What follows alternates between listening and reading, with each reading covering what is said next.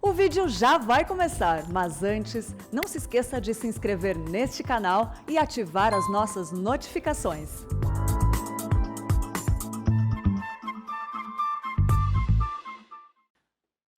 Meus amados, nós vamos abrir a palavra de Deus no livro de Atos dos Apóstolos, capítulo 17.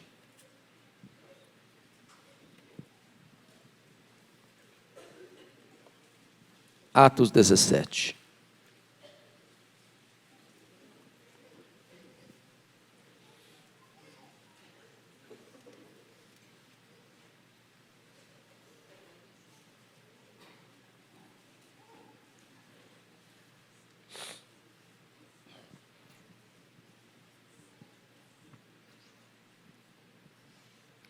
A partir do versículo 16 até o versículo 34.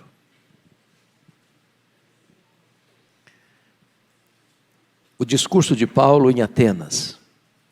Enquanto Paulo os esperava em Atenas, o seu espírito se revoltava em face da idolatria dominante na cidade. Por isso dissertava na sinagoga entre os judeus e os gentios piedosos. Também na praça, todos os dias, entre os que se encontravam ali. E alguns dos filósofos epicureus e estoicos contendiam com ele, havendo quem perguntasse: que quer dizer esta tagarela? E outros: parece pregador de estranhos deuses, pois pregava Jesus e a ressurreição. Então, tomando consigo, levaram ao Areópago, dizendo: poderemos saber que nova doutrina é essa que ensinas?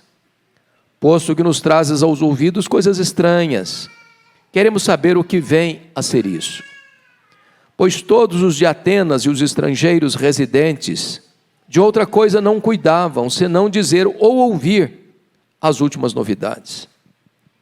Então Paulo, levantando-se no meio do Areópago, disse: senhores atenienses, em tudo vos vejo acentuadamente religiosos, porque passando e observando os objetos de vosso culto, encontrei também um altar no qual está inscrito: ao Deus desconhecido. Pois esse que adorais sem conhecer é precisamente aquele que eu vos anuncio. O Deus que fez o mundo e tudo o que nele existe, sendo ele Senhor do céu e da terra, não habita em santuários feitos por mãos humanas, nem é servido por mãos humanas, como se de alguma coisa precisasse. Pois ele mesmo é a quem a todos dá vida, respiração e tudo mais. De um só fez toda a raça humana, para habitar sobre toda a face da terra, havendo fixado os tempos previamente estabelecidos e os limites da sua habitação, para buscarem a Deus, se porventura, tateando, possam achar, bem que não está longe de cada um de nós, pois nele vivemos e nos movemos e existimos, como alguns dos vossos poetas têm dito, porque dele também somos geração. Sendo, pois, geração de Deus, não devemos pensar que a divindade é semelhante ao ouro, à prata ou à pedra, trabalhados pela arte, imaginação do homem. Ora, não levou Deus em conta os tempos da ignorância. Agora, porém, notifica aos homens que todos em toda parte se arrependam. Porquanto estabeleceu um dia em que há de julgar o mundo com justiça por meio de um varão que destinou e acreditou diante de todos, ressuscitando dentre os mortos. Quando ouviram falar de ressurreição de mortos, uns escarneceram. Outros disseram: a respeito disso te ouviremos noutra ocasião. A essa altura Paulo se retirou do meio deles. Houve, porém, alguns homens que se agregaram a ele e creram.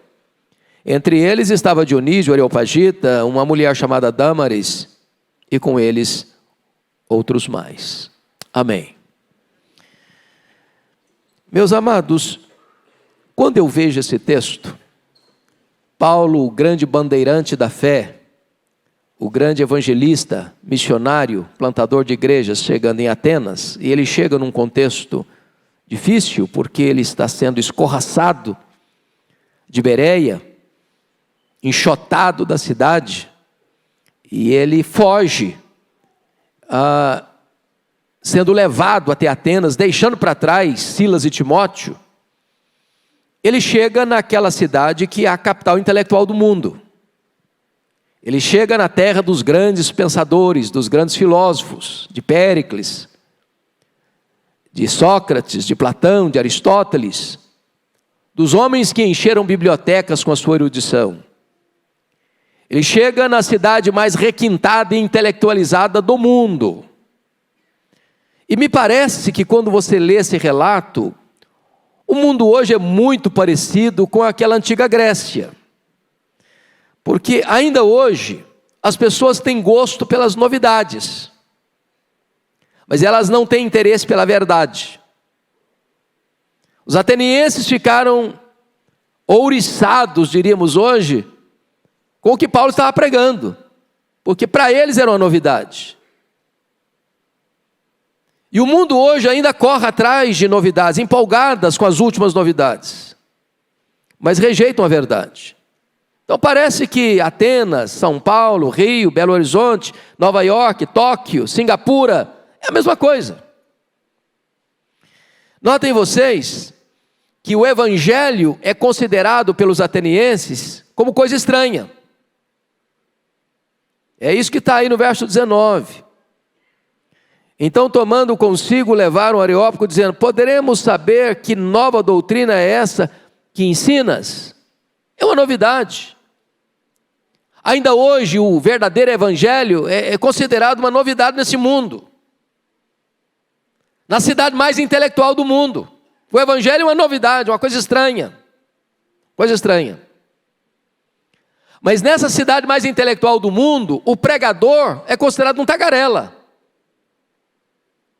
E essa palavra tagarela, na língua grega, é muito curiosa.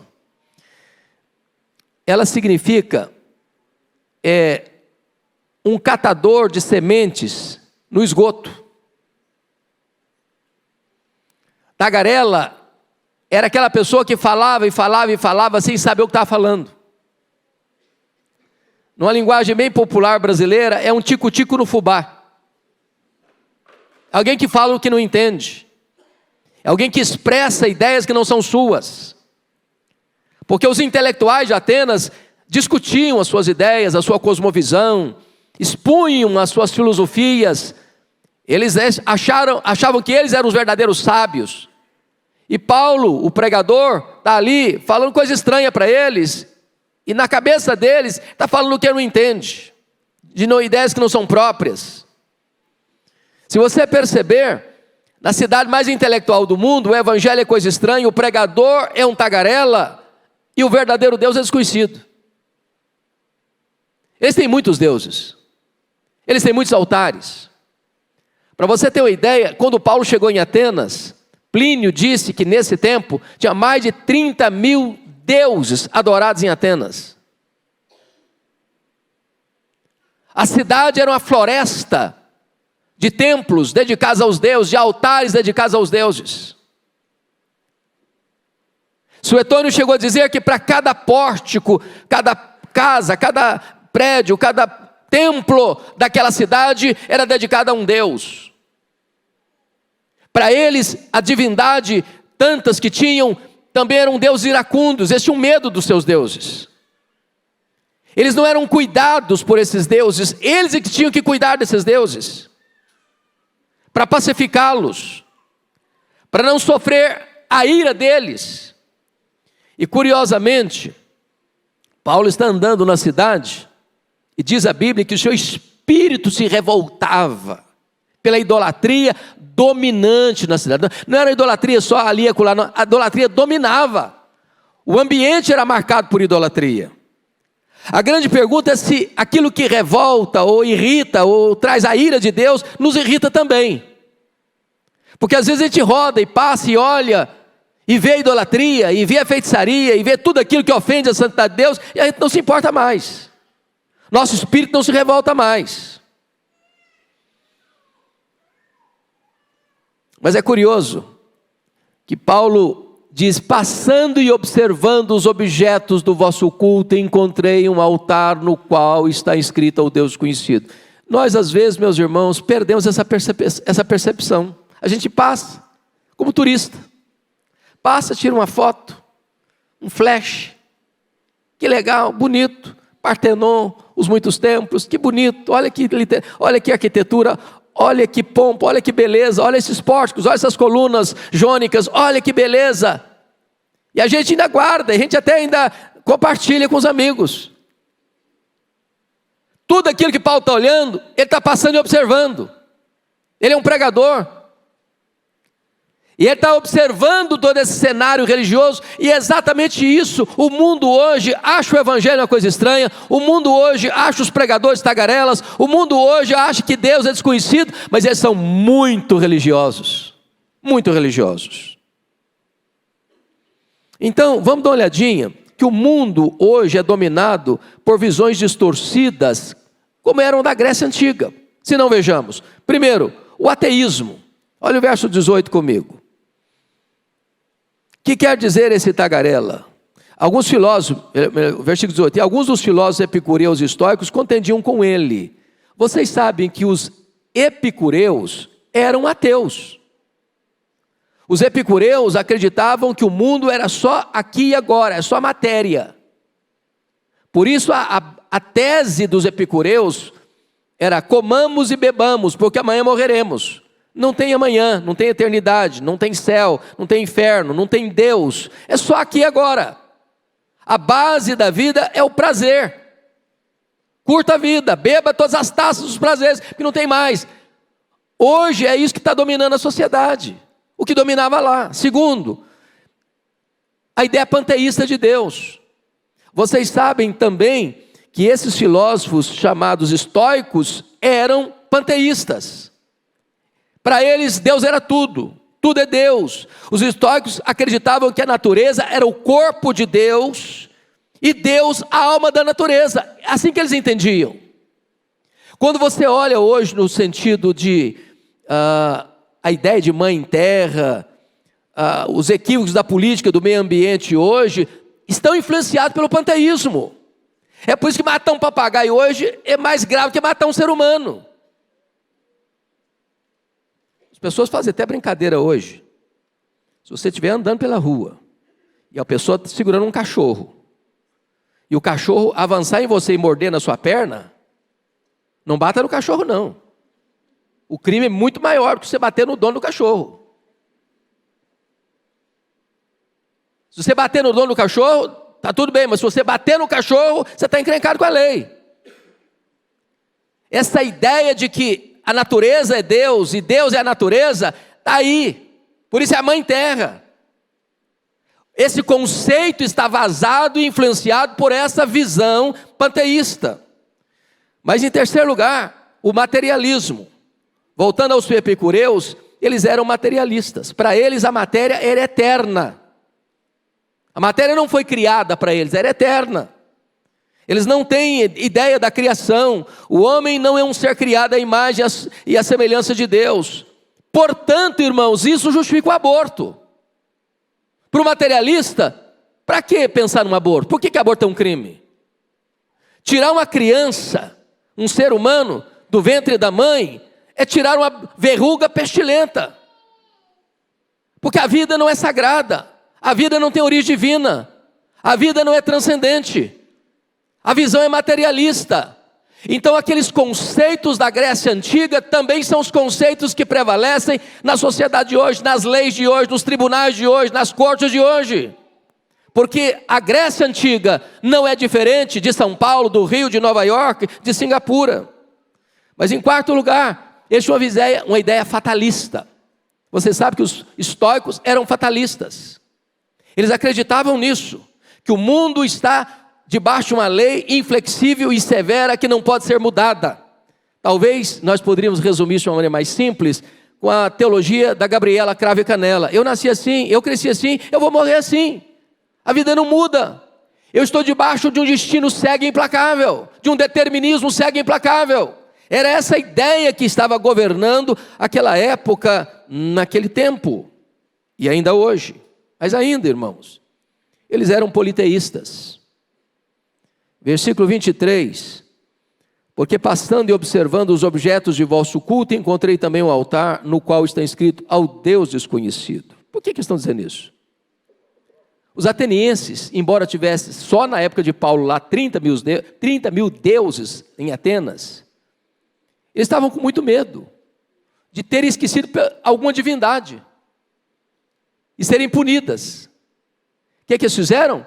Levantaram um altar genérico ao Deus desconhecido, pensando, se nós esquecemos porventura uma divindade, vamos levantar esse altar aqui, que pelo menos a divindade, ao olhar ao altar genérico, não vai nos punir, não vai derramar sobre nós a sua ira. Meus irmãos, só na Índia, tem mais de 1 milhão de deuses. Até a vaca é deusa lá. Nesse mundo pós-moderno, com tanta cultura, com tanto conhecimento, com tanta tecnologia, com tanta coisa, os homens são politeístas e místicos. As pessoas são místicas. Ela adora a natureza, adora a floresta, adora uma pedra, adora uma árvore, adora a si mesmas, adora o dinheiro, adora a fama, adora a glória humana. Então, nesse contexto de uma sociedade secularizada, porém religiosa, o que Paulo fez? Porque às vezes a gente fica também com o espírito revoltado, mas não faz nada. A gente passa, observa, mas não tem atitude. O que Paulo fez? Veja comigo, 4 atitudes de Paulo. Primeiro, ele dissertava no versículo 17. Por isso, dissertava. A ideia aqui, irmãos, é dispor detalhadamente, racionalmente, logicamente a verdade. Paulo era um apologista. Paulo era um mestre. E é por isso que você e eu precisamos estudar a Bíblia, que se você não estudar a Bíblia, você não disserta nada, você não defende tese nenhuma, você não dá razão da sua fé. Você precisa compreender a verdade para expô-la. Ele dissertava. Versículo 18. E alguns dos epicureus e estoicos contendiam com ele, havendo quem perguntasse, o que quer dizer esse tagarela? E outros, parece pregador de estranhos deuses, pois pregava Jesus e a ressurreição. Ele pregava. E pregar é proclamar o evangelho. Agora não é defender uma tese, agora é apresentar uma mensagem. Mas olha comigo o verso 19. Então, tomando consigo, levaram o Areópago, dizendo, podemos saber que nova doutrina é essa que ensinas? Ele também ensinava. Ele dissertava, ele pregava e ele ensinava. E ensinar é cadencialmente, proporcionalmente, ensinar um conteúdo. Mas finalmente, versículo 23. Porque passando e observando os objetos de vosso culto, encontrei um altar no qual está escrito ao Deus desconhecido, pois esse que adorais sem conhecer é precisamente aquele que eu vos anuncio. Ele anunciava, ele era um arauto, ele era um embaixador. Então vejam vocês que ao vermos São Paulo, Rio, Belo Horizonte, Nova York, Tóquio, Singapura, as cidades, os centros do saber humano, não basta apenas a gente ver e olhar ou até ficar revoltado. Nós temos que ter uma contrapartida de nessa conjuntura dissertar, nessa conjuntura pregar, nessa conjuntura ensinar, nessa conjuntura anunciar. Mas a pergunta é onde? Onde? Então vamos ver. Primeiro, olha o verso 17. Por isso dissertava na sinagoga. Quando você vai ler o livro de Atos, Paulo era um homem estratégico. Ao chegar numa cidade, o primeiro lugar que Paulo procurava era uma sinagoga. Por quê? Por quê? Porque Paulo era judeu? Ele estava preso ao judaísmo? Não, claro que não. Por que ele procurava a sinagoga? Porque a sinagoga era uma ponte de contato para o evangelho. Quem se reunia na sinagoga? Os judeus e os prosélitos, ou seja, os gentios convertidos ao judaísmo. Por que cabeça de ponte? Porque eles já acreditavam na lei. O que faltava para o judaísmo? Faltava uma coisa só: entender que Jesus de Nazaré era o Messias prometido na lei. Então eu pegava esse gancho de alguém que já acreditava na lei, para dizer o seguinte: olha, vocês acreditam na lei, pois bem, a lei apresenta o Messias, e o Messias é Jesus de Nazaré. Então eu já pegava um auditório que já acreditava na base da lei, que conhecia a história de Israel, que conhecia os sacrifícios, que conhecia as festas, que conhecia a promessa do Messias, e agora o ponto básico é o seguinte: olha, esse que eu anuncio é o Messias prometido na lei que vocês estudam. Por isso que ele começava com a sinagoga. Mas onde ele estava mais? Versículo 17. E também na praça todos os dias, entre os que se encontravam ali. Bom, a praça, irmãos, grega não era a praça nossa hoje, das nossas cidades. A palavra praça no grego, ágora, era o local onde os pensadores, os filósofos, os grandes detentores do saber humano se reuniam para dissertar, discorrer sobre os seus pontos de vista filosóficos, a sua cosmovisão. Então, quando Paulo vai para a praça, quando é que ele ia para a praça? Todos os dias. Paulo não era um pregador intramuros, Paulo não era um pregador entre quatro paredes, Paulo era um pregador como Jesus, ele estava na rua, ele estava na praça, ele estava na praia, ele estava em qualquer lugar onde tivesse gente, lá ele estava. E ali diz o texto, versículo 17, que os filósofos, versículo 18, alguns dos filósofos epicureus e estoicos contendiam com ele. Vejam vocês que ele está pregando, ele está dissertando, e essa mensagem do evangelho começa a impactar essas pessoas, porque está aí na contramão das crenças que elas têm. E eles contendem com Paulo. E acham que Paulo está pregando o evangelho, porque Paulo pregava Jesus e a ressurreição, conforme o versículo 18. E para eles isso era uma coisa estranha. Aliás, mesmo diante de um panteão com mais de 30 mil deuses, eles nunca tinham ouvido falar de Jesus e da ressurreição. Aliás, eles pensavam que a ressurreição era uma deusa. Estranhos deuses, porque Jesus pregava Jesus e a ressurreição. Eles estavam pensando numa divindade masculina e outra feminina. E Paulo está lá discutindo com eles na praça, o campo dos eruditos, né? Mas agora no verso 22, onde ele está pregando? Então Paulo levantando-se no meio do Areópago. O Areópago era a colina de Ares, não é apenas um espaço geográfico em Atenas, perto do Partenon, mas era o local onde as autoridades da Grécia Antiga se reuniam para discutir as ideias e definir as ideias. Por exemplo, quando uma pessoa chegava lá pregando uma coisa estranha, ele tinha que dar justificativo do que estava pregando. Então ele era levado a esta corte do Areópago para justificar o que ele está falando, para não ser uma tagarelice. E Paulo está lá, exatamente no Areópago, para pregar o evangelho. E se você ler o texto com atenção, você vai ver que Paulo vai apresentar 5 teses diante do Areópago. Primeira tese: Deus é o criador do universo. Segunda tese: Deus é o sustentador da vida. Terceira tese: Deus é o governador de todas as nações. Quarta tese: Deus é o criador de todos os seres humanos. Quinta tese: Deus é o juiz do mundo.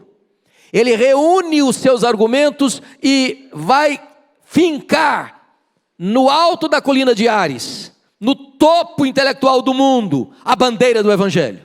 E mostrar que esse Deus é o Criador, é o preservador, esse Deus é o dono das nações, esse Deus é o Criador dos homens e esse Deus é o juiz do mundo. Então, amados, quero resumir isso, mostrando em essência o que Paulo pregou em Atenas. Em primeiro lugar, Paulo estava aqui em Atenas pregando a grandeza singular do Deus que eles não conheciam. Veja comigo, por favor, o verso 24. Ele diz: o Deus que fez o mundo e tudo que nele existe. Agora olha o verso 26. De um só fez toda a raça humana para habitar sobre toda a face da terra. Com isso Paulo está dizendo algumas verdades que deitam por terra ainda hoje algumas ideias tão comuns e tão populares nos meios acadêmicos, desde o ensino fundamental ao pós-doutorado. Primeiro, a matéria não é eterna como pensavam os gregos. A matéria foi criada. Segundo, o mundo não surgiu espontaneamente, como pensa a teoria da geração espontânea. O mundo foi chamado à existência. Ele não pariu a si mesmo. Terceiro, o mundo não é resultado de uma mega explosão cósmica, como se algo casual, fortuito, desse origem a esse vasto e insondável universo, com leis tão precisas, com movimentos tão harmônicos. Não, o mundo foi criado. Uma razão muito fácil de você entender isso. pensa comigo no nosso planeta. Por que nós estamos aqui? Será que foi uma explosão casual que nos deixou nesse local tão favorável para a vida? Se nós estivéssemos mais perto do sol, nós morreríamos queimados. Se nós estivéssemos mais longe do sol, nós morreríamos congelados. O acaso nos deixou precisamente onde devíamos estar? É preciso ter mais fé para ser um ateu do que para ser um crente. Pense comigo na Lua. Vocês sabem que a Lua é a faxineira do planeta Terra. Não houver a Lua com as suas fases, não haveria as marés dos oceanos. Se não houvesse as marés dos oceanos, as nossas praias se encheriam de lixo e a vida seria impossível no planeta. Será que foi o acaso que deixou a Lua na sua órbita? Com uma explosão casual? Não, foram as mãos do nosso Deus. Ele criou todas as coisas. Essa verdade que Paulo ensina deita por terra a evolução, a teoria da evolução. Vocês sabem que no mesmo ano que chegou no Brasil o missionário pioneiro do presbiterianismo, Ashbel Green Simonton, em 1859, nesse mesmo ano, Charles Darwin publicava o seu livro A Origem das Espécies em Londres.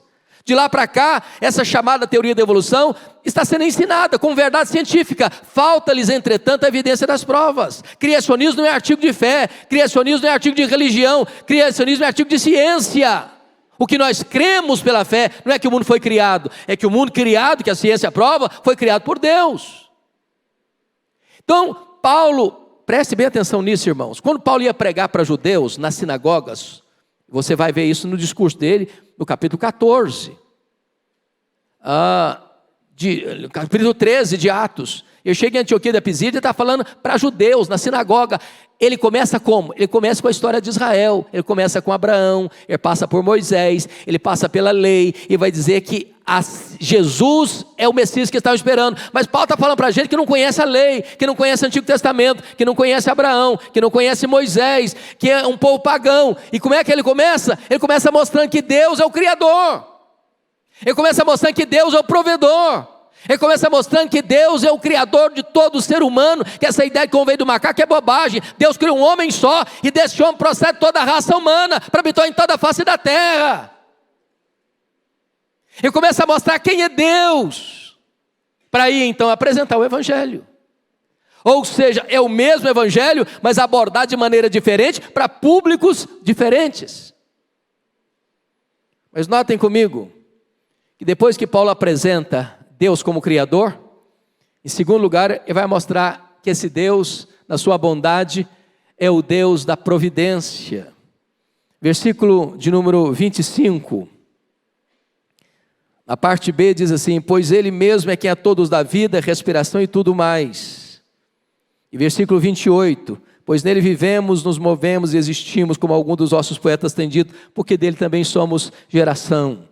Em outras palavras, meus irmãos, Deus não só criou, Ele cuida. Deus não só criou, Ele preserva. Deus não só criou, Ele mantém a sua criação.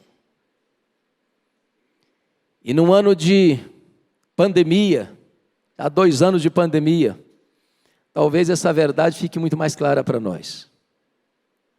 Mais de 6 milhões de pessoas morreram no mundo todo.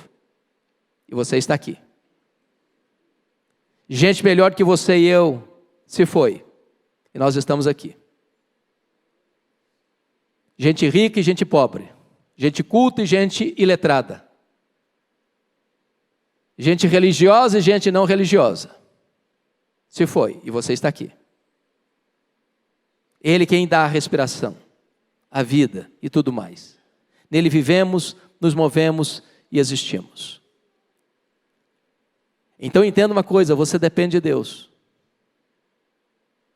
Totalmente de Deus. A sua vida está nas mãos de Deus. Ele quem dá a vida e Ele quem tira a vida. Se Ele fechar a torneira do oxigênio, você cai e vira pó. Então, cuidado com o narizinho empinado.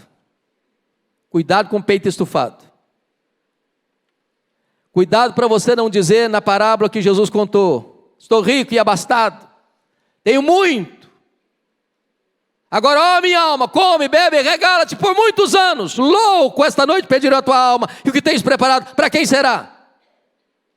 Você e eu dependemos de Deus. Você e eu precisamos nos curvar diante de Deus, porque Ele é o Deus que criou, e Ele é o Deus que preserva, e Ele tira a vida quando Ele quer, porque Ele é o dono da vida. Só Ele pode dar a vida, só Ele pode tirar a vida. Mas em terceiro lugar, Paulo apresenta para os atenienses o Deus da graça. O Deus da graça, porque no versículo 18, você confira comigo aí, ele pregava Jesus e a ressurreição.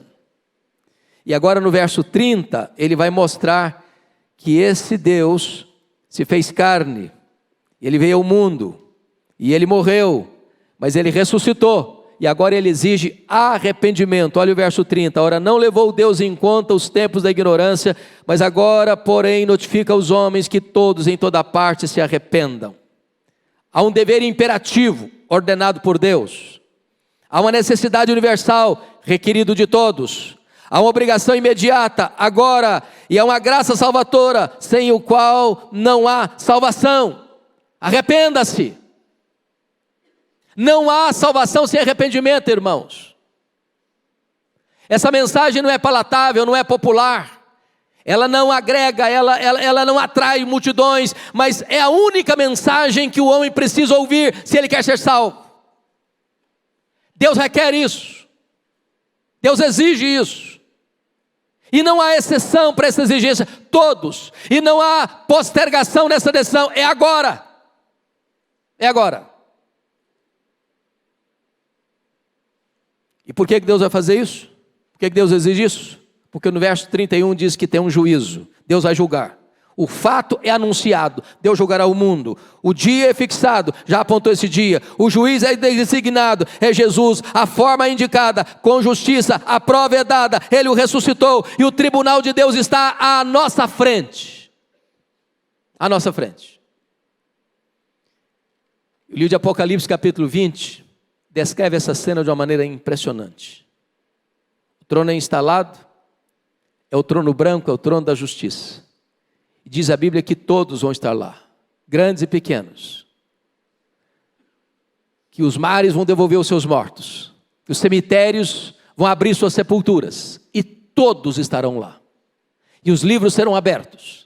E os homens vão ser julgados segundo as suas obras, suas palavras, suas obras, suas ações, suas omissões, seus pensamentos. E diante dos quesitos todos do julgamento, ninguém vai ser considerado digno, ninguém vai ser considerado inocente, todos serão considerados culpados. Por isso um outro livro será aberto, o livro da vida. E se alguém tiver o seu nome escrito no livro da vida, esse entrará no gozo de Deus, esse entrará na bem-aventurança eterna. Mas se alguém não tem o seu nome escrito no livro da vida, esse será lançado no lago de fogo que arde com enxofre eternamente.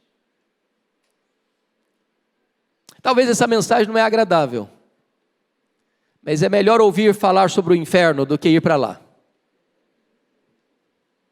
É melhor ser alertado em tempo oportuno para que se arrependa do que nunca pensar nisso e não ter mais chance. Então diz a Escritura que o Evangelho exige uma resposta. E naquele caso, 3 decisões foram tomadas. Confira comigo, por favor. Primeira decisão está no versículo 32. Uns escarneceram quando ouviram falar de ressurreição. Por que isso? Vocês sabem que os gregos não acreditavam em ressurreição. Por que não acreditavam? Porque os gregos criam no dualismo. Matéria má, espírito bom. Para o grego, quando uma pessoa morria, era uma espécie de libertação. Onde a alma que estava presa pelo corpo material se desprendia do corpo material. Então para eles isso era uma libertação da alma. Eles acreditavam na imortalidade da alma, mas não na ressurreição do corpo. Então quando Paulo falou de ressurreição, eles escarneceram, eles não quiseram. Há muitos que ainda hoje ouvem o Evangelho, meus irmãos, e escarnecem do Evangelho. Segunda decisão está aí no verso 32. Outros adiaram, dizendo, a respeito disso te ouviremos noutra ocasião. Essa é uma ideia tola. Por que eles estão dizendo com isso? Estão dizendo o seguinte, olha, o controle está na nossa mão. Quem decide somos nós. Nós decidimos a hora que nós quisermos, quando nós quisermos. Nós temos o controle, a vida está na nossa mão, o tempo está na nossa mão, a escolha está na nossa mão. É tolice, é tolice.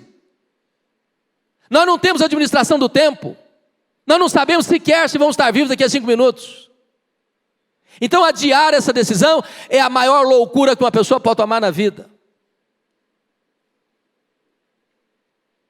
Me permita ilustrar isso de uma maneira muito simples. Havia um homem contratado, na época das estradas de ferro, que eram a única forma quase de transporte. Um homem foi contratado para cuidar de uma ponte, onde o trem passava todos os dias com passageiros, para lá e para cá. Era um lugar perigoso, e a companhia ferroviária entendeu que precisava de alguém ali de plantão, para sempre cuidar, porque havia o perigo das chuvas, das enxurradas, e comprometer a segurança daquela estrada. E o homem contratado um dia foi convidado com seus amigos para beber, para um churrasco, e ele foi para lá, e ele se esqueceu, e ele largou o seu trabalho, e veio uma chuva torrencial, e os rios encheram, e as correntes correram, e levaram de roldão parte daquela estrada, deixando a estrutura completamente vulnerável. E ele está bebendo. De repente o trem aponta na estrada com alta velocidade. Daqui a pouco um barulho ensurdecedor. Um acidente grave. Centenas de pessoas esmagadas debaixo das ferragens. Uma tragédia. E aquele homem, ao perceber a gravidade do que aconteceu, desesperado, ele saiu daquela bebedeira e começou a gritar como um louco. Ah, se eu tivesse ouvido! Ah, se eu tivesse ouvido! Ah, se eu tivesse ouvido! Era tarde demais. O acidente já havia acontecido. Muitos naquele dia vão gritar desesperados: ah, se eu tivesse ouvido! Ah, se eu tivesse ouvido! Ah, se eu tivesse ouvido! Mas é tarde demais. Hoje é o dia do arrependimento. Amanhã será o dia do juízo. Mas bendito seja Deus, irmãos, onde o evangelho é pregado, ele tem uma resposta positiva. Porque o verso 34 diz: houve, porém, alguns homens que se agregaram a ele e creram.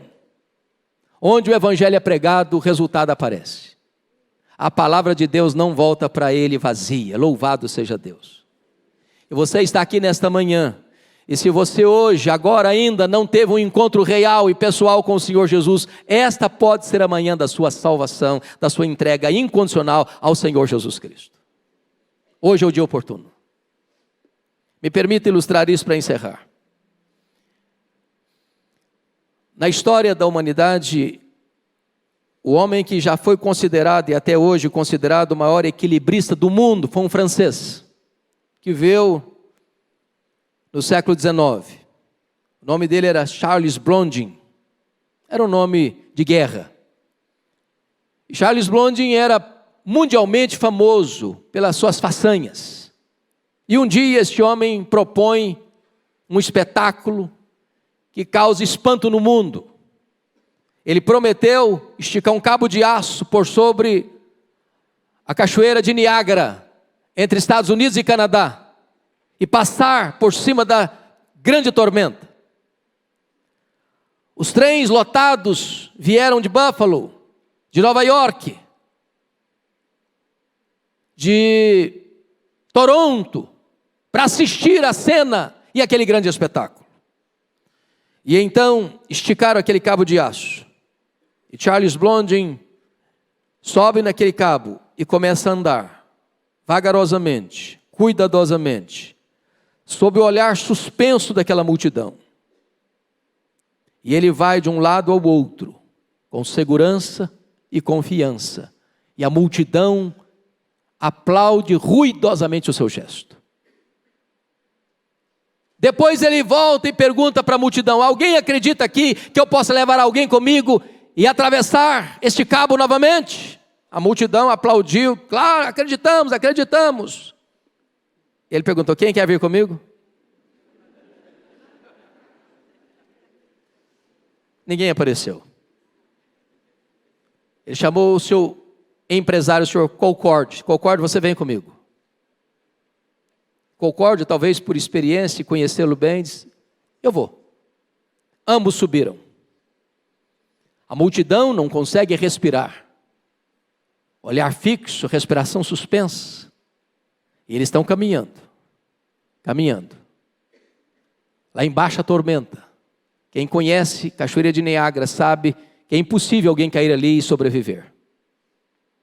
Quando eles estavam no meio, um espertalhão foi lá e cortou uma das cordas que sustentava o cabo de aço. O cabo de aço começa a balançar. A tragédia parecia inevitável. E ele disse para o Concorde: Concorde, você e eu somos um. Confia em mim. E eles vão caminhando. A multidão desesperada e eles caminhando. Até que atravessam para o outro lado, salvos e seguros. E a multidão prorrompeu em aplausos demorados e ruidosos. Quero dizer para você que entre a terra e o céu há um grande abismo.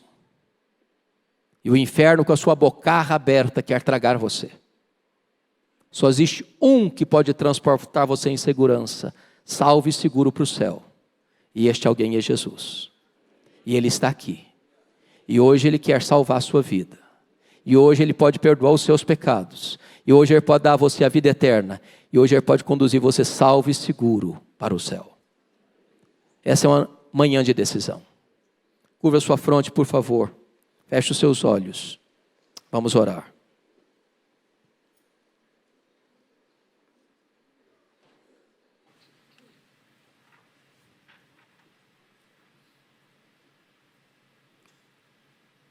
Deus conhece você. Ele sabe exatamente como você está agora. Não basta você ser um religioso. Não basta você ser filho de crente. Não basta você ser presbiteriano. Você precisa ter uma entrega total da sua vida a Jesus.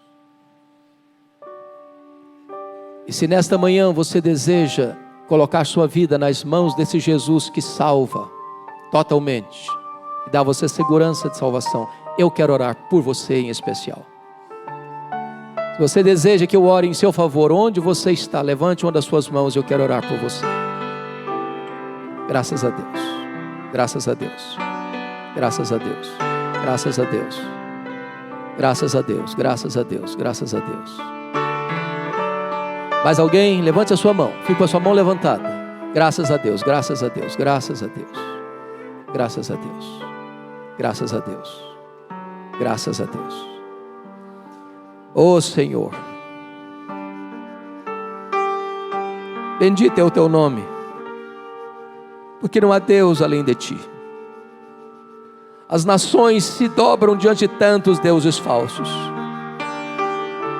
Mas nós temos a bênção de conhecer o Deus verdadeiro, Pai de nosso Senhor Jesus Cristo, aquele que veio morrer pelos nossos pecados para nos dar a vida eterna. Oh Senhor, nesta manhã salva, Senhor, liberta, Senhor, perdoa, Senhor, transforma, Senhor. Aqueles que hoje se colocam nas tuas mãos, dá a eles a segurança da vida eterna, a alegria da salvação. Aqueles que estão lá em casa, agora onde quer que estejam nos assistindo, põe a tua mão de graça e salvação sobre eles e traz glória ao teu próprio nome, salvando a vida dessas pessoas. Nós te rendemos graças, porque tu és o Deus que salva. Louvado seja o teu nome, em nome de Jesus. Aleluia. Amém.